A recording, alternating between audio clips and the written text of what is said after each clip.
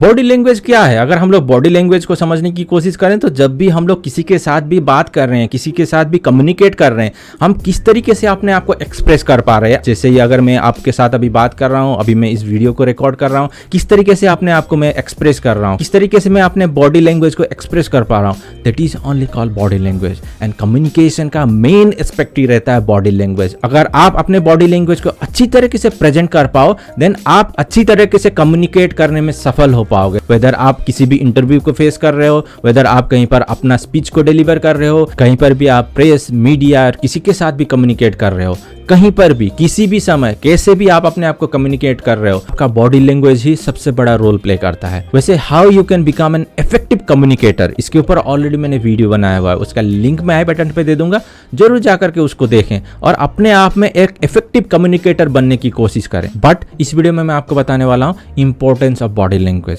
And how you will be able to mindful next time whenever you are speaking with anyone. यहां पर समझाने के लिए simply मैं किसी भी इंटरव्यू को एक फोकस करते हुए उसको अराउंड आपको किस तरीके से अपने आपको प्रिपेयर करना चाहिए, कुछ सजेशंस आपको प्रोवाइड करने की कोशिश कर रहा हूं, सो दैट आप उसी के अकॉर्डिंग अपने आप को प्रिपेयर करते हुए आप उसको ध्यान में रखते हुए अपने आप को एक्सप्रेस करने की कोशिश करो। सो फर्स्ट थिंग, जब भी आप फेस टू फेस या 1-to-1 आप कम्युनिकेट करने की कोशिश करो। हाँ, आज की डेट में डिजिटली भी आप कम्युनिकेट कर पाते हो, डिजिटली थोड़ा सा अलग हो जाता है, डिजिटली भी आप इन सारे चीजों को कर सकते हो। जैसे ही अभी मैं आपके साथ बात कर रहा हूँ, जैसे ही मैं अभी इस वीडियो को रिकॉर्ड कर रहा हूँ, जिस तरीके से मैं अपने बॉडी लैंग्वेज को एक्सप्रेस कर रहा हूँ।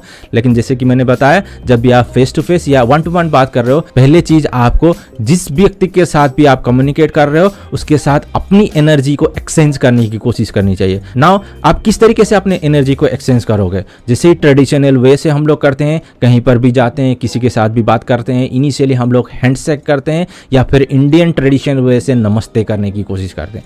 जब हम इस चीज को करते हैं, साइंटिफिकली ये भी एक प्रूवन मेथड है, जब भी आप किसी के साथ हैंडशेक करते हो तो अपनी एनर्जी को एक्सचेंज करते हो। और जिस तरीके से हम इंडियन नमस्ते करते हैं वो भी हमारा ट्रेडिशनल वे ऑफ ग्रीटिंग है। जब हम किसी के साथ मिलते हैं तो हम लोग दूसरों को रेस्पेक्ट देने के लिए ग्रीट करते हैं। So that way we just show our respect to that person. हम लोग अपने रेस्पेक्ट को शो करने की कोशिश करते हैं, दैट्स व्हाई वी डू नमस्ते। सो नेक्स्ट टाइम जब भी आप किसी के साथ कम्युनिकेट कर रहे हो, किसी के साथ फेस टू फेस मिल रहे हो, ट्राई टू डू, इधर आप हैंडशेक करो या फिर नमस्ते करो, अपने ट्रेडिशनल वे से किसी भी तरीके से करने की कोशिश करो। पहले इंटरेक्शन में जब आप रेस्पेक्ट के साथ उनके साथ बात करने की कोशिश करोगे, देन आप एक कनेक्शन बिल्ड करने में सफल हो पाओगे। देन सेकंड चीज है आई कांटेक्ट। आप किस तरीके से अपने कम्युनिकेटर के साथ, जिसके साथ भी आप बात कर रहे हो, अपना आई कांटेक्ट मेंटेन कर पा रहे हो। अगर मैं आपके साथ बात कर रहा हूं और मैं साइड में देखते हुए बात करूं तो ऑब्वियसली आप इस कम्युनिकेशन में इंटरेस्ट फील नहीं करोगे और मे बी आप इस वीडियो में से स्किप करके दूसरे वीडियो को देखने लगो। लेकिन अगर मैं इसी चीज को आई कांटेक्ट के साथ आपके साथ बात करने की कोशिश करो, स्ट्रेट में कैमरे में देखते हुए आपके साथ बात करने की कोशिश करो, तो आपको लगेगा कि मैं सिंपली आपके साथ बात कर रहा हूं और आप उसमें ज्यादा एंगेजिंग रहोगे और आप मेरे कम्युनिकेशन के साथ कनेक्ट फील करते हो। मैं जिस भी चीज को कहने की कोशिश कर रहा हूं उसमें ज्यादा अटैच फील करोगे और उसको ज्यादा रिकॉग्नाइज करोगे।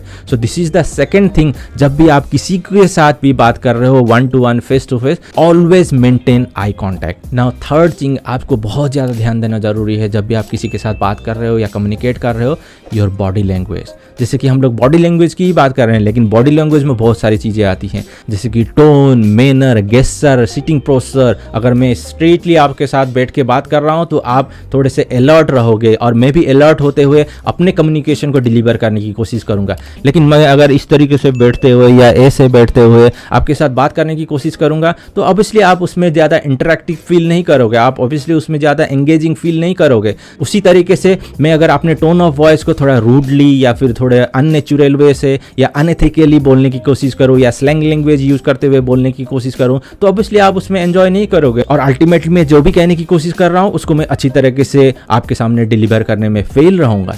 उसी तरीके से जब भी आप किसी के साथ भी बात कर रहे हो, आपका टोन, आपका गेस्चर, आपका पोस्चर, आप किस तरीके से अपने आप को एक्सप्रेस कर रहे हो, आपका एक्सप्रेशन, आपका फेस एक्सप्रेशन, सारी चीज़ों को ध्यान देते हुए अपने मैसेज को डिलीवर करने की कोशिश करें। देन नेक्स्ट चीज़, इस चीज़ को ज़रूर आपको ध्यान देना चाहिए क्योंकि बहुत बार हम लोग इस चीज़ के कारण ही अपने पर्सनैलिटी को डाउन करते हैं।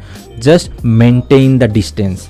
जब भी आप किसी के साथ कम्युनिकेट कर रहे हो, देन आपको हमेशा ये ध्यान देना जरूरी है कि आप कितने क्लोज होके उस पर्सन के साथ बात कर रहे हो। अगर स्पेशली मैं यहाँ पर कहने की कोशिश करूँ, अगर आप किसी भी फीमेल के साथ बात कर रहे हो, देन ऑब्वियसली आपको थोड़ा सा डिस्टेंस मेंटेन करते हुए बात करना चाहिए।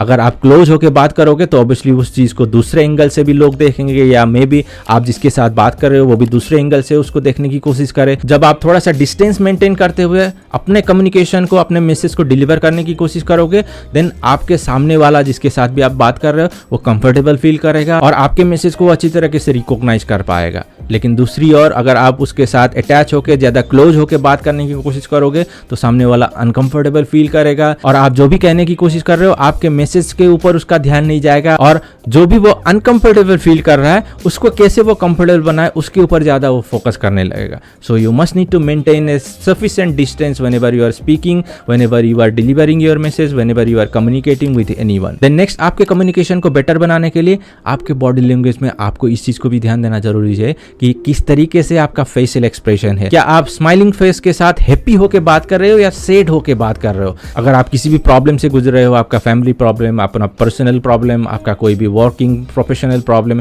किसी भी तरीके का प्रॉब्लम हो सकता है, अगर आप उस प्रॉब्लम को आपके कम्युनिकेशन में रिफ्लेक्ट करोगे देन ऑब्वियसली आप अपने मैसेज को अच्छी तरीके से डिलीवर करने में असमर्थ रहोगे। लेकिन आप स्माइलिंग फेस के साथ हैप्पीली, एंथुसियास्टिकली अपने मैसेज को डिलीवर करने की कोशिश करोगे अपने ऑडियंस के सामने। स्पेशली मैंने जैसे कि बताया, जब भी आप किसी भी इंटरव्यू को फेस कर रहे हो देन ऑब्वियसली आपके चांसेस ज़्यादा हो जाते हैं उस इंटरव्यू को क्रैक करने के लिए, आपके मैसेज को आपके ऑडियंस के सामने और अच्छी तरीके से डिलीवर करने के लिए।